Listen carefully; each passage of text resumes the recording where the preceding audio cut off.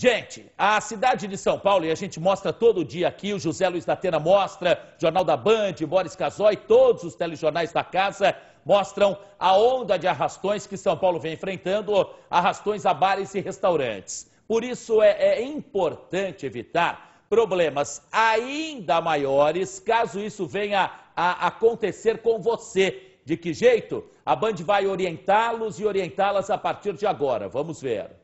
Carla tem medo de sair de casa. Em 3 meses, a jovem foi assaltada 2 vezes. Foi uma situação bem traumatizante para mim e depois dos assaltos eu comecei a ficar mais insegura de frequentar lugares com bastante pessoas, assim, porque a gente fica mais alerta, né, em relação ao que pode acontecer. A sensação de insegurança também fez ela e o namorado mudarem os locais de encontro. Ao invés de bares e restaurantes, agora os jantares são sempre em casa. Chegar aquele horário de descanso seu e tranquilidade, passar por esse susto, essa correria e tal. E eles não são os únicos. Segundo a Federação dos Hotéis, Bares e Restaurantes, a violência fez cair em 30% o movimento. A Secretaria de Segurança Pública anunciou a prisão de 20 criminosos especializados neste tipo de crime. Mas a polícia acredita que ainda há cerca de 15 bandidos à solta, que vem agindo na cidade desde fevereiro.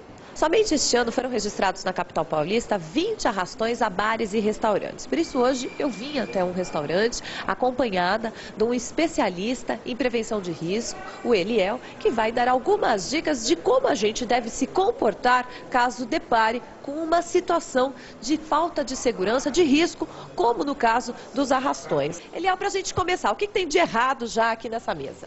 Bem, observando aqui, eles estão num ambiente descontraído, mas sem princípio de segurança. Primeiro ponto, os seus celulares expostos. A bolsa ela deve ficar sob a cadeira, eles querem facilidade. Tudo que estiver à vista, eles vão subtrair. E atenção, mulheres, o especialista também aconselha evitar o uso de joias. Escolha sempre acessórios discretos para não chamar a atenção. Devem ser utilizadas em eventos específicos que tenham uma segurança apropriada e não um local público. Se eu perceber que o restaurante está para ser assaltado, eu posso ir até o banheiro e chamar a polícia com o meu celular? As pessoas devem simplesmente se colocar em postura de submissão, deixar suas mãos às vistas dos bandidos, não encarar em hipótese alguma os bandidos. Ele identificará isso como um desafio. Não conversar com os bandidos. Eles não querem papo com vocês. Não tente, hipótese alguma, negociar os seus pertences, porque eles não querem negociar, eles querem subtrair os seus pertences. Até agora nós demos dicas de como o consumidor deve se comportar. Mas qual deve ser a postura do dono do estabelecimento e dos seus funcionários? Eliel, existe algum manual que eles também devem seguir? Sem dúvida. Empresas especializadas treinam os profissionais. Mas antes disso, o mais importante do que o procedimento é a infraestrutura de segurança, com um sistema de câmeras que conseguem captar as características dos bandidos, sendo uma ferramenta importante para a investigação.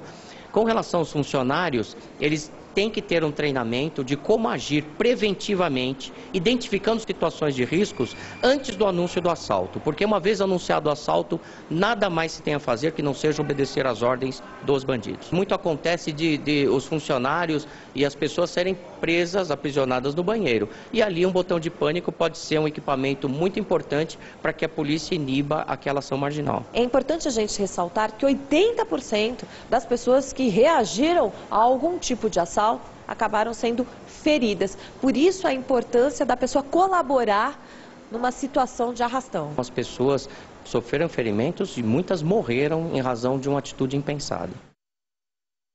Bom, a gente vai falar ao vivo com a repórter Thaís Scavacini sobre esse assunto. Ela está ao lado do capitão Moisés, que é porta-voz da Polícia Militar. Mas só um minutinho, Thaís. Só me chama a atenção, e eu queria registrar minha indignação aqui, me chama a atenção que os donos de restaurante já têm tantos impostos para pagar, tanta coisa, né? Tantos encargos, e eles ainda agora têm que pagar, segundo esse especialista em segurança que a gente entrevistou, né? Uma orientação dele, a pagar de repente um curso para que eles sejam preparados para reagir numa situação dessa. Poxa, gente, peraí, né? E os impostos que os donos de restaurante pagam, eles não têm que ser, entre outras coisas, não tem que garantir a segurança dos estabelecimentos? Vamos conversar então com a Thaís e com o nosso entrevistado sobre esse assunto. Eu queria saber, Thaís, infelizmente a gente está com medo de sair de casa. O que é que a polícia vai fazer nesse sentido?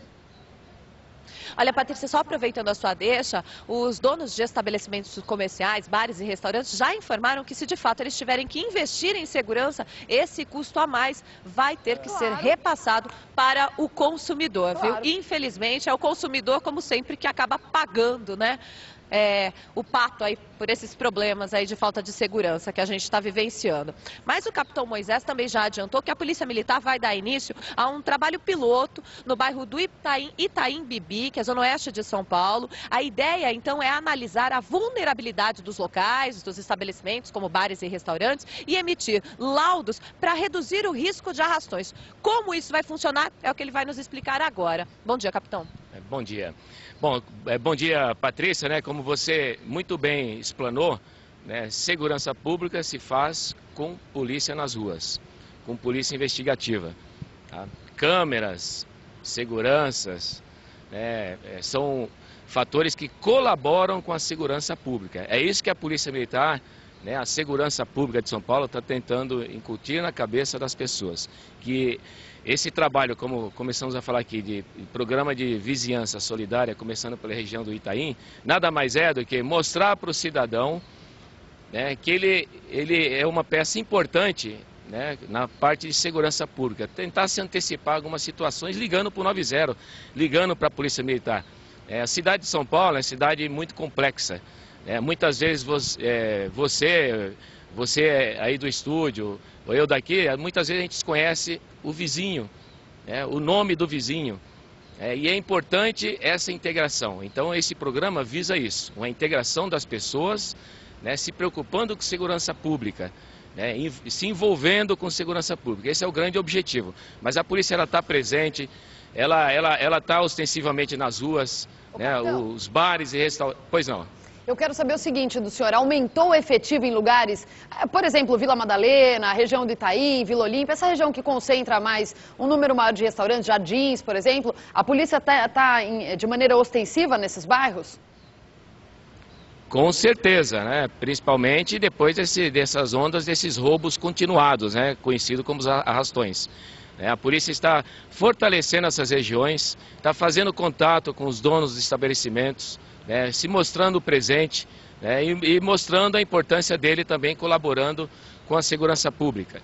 Tá? Esse é o grande objetivo. A polícia está focada, a polícia investigativa está fazendo o trabalho dela. Tivemos esse ano 24 pessoas presas, né, essas quadrilhas, aliás, nem vou falar quadrilha, né, esses grupos que se formam, né, para praticar esse tipo de delito, né? A grande maioria, ou metade dessas quadrilhas, tem menores envolvidos, ou seja, eles não têm uma organização como uma quadrilha, tanto que eles têm os pertences e não tem para quem repassar. E é justamente essa a pergunta, é o Luciano Fatioli, bom dia ao senhor. Quanto tempo de polícia o senhor tem, capitão? 27 anos de polícia, Fatioli. Então me diga uma coisa, como tendo 27 anos de polícia, ser, entre aspas, desafiado por um moleque de 16 anos, que é o moleque que chefiava uma dessas gangues aí de arrastões. Como é essa sensação? Sei que é péssima, mas quero ouvir do senhor, por favor. Não, com certeza, né? Já é sabido, não só pela segurança pública, mas isso aí a sociedade sabe disso, que o menor hoje, com 16 anos, ele tem plena capacidade de entender o que está fazendo, né? Só que a legislação hoje, no Brasil, ela é muito branda. Então, para essa pessoa que é líder de um grupo, de uma quadrilha, eu não posso falar que ele está praticando um crime, e sim um ato infracional. Olha a diferença.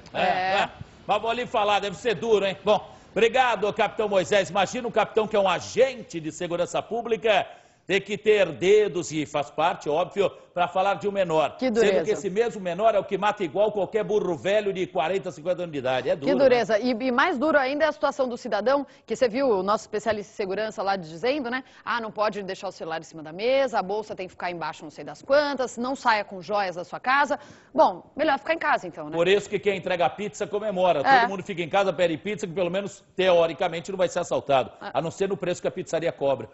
Boa, hein? Boa essa.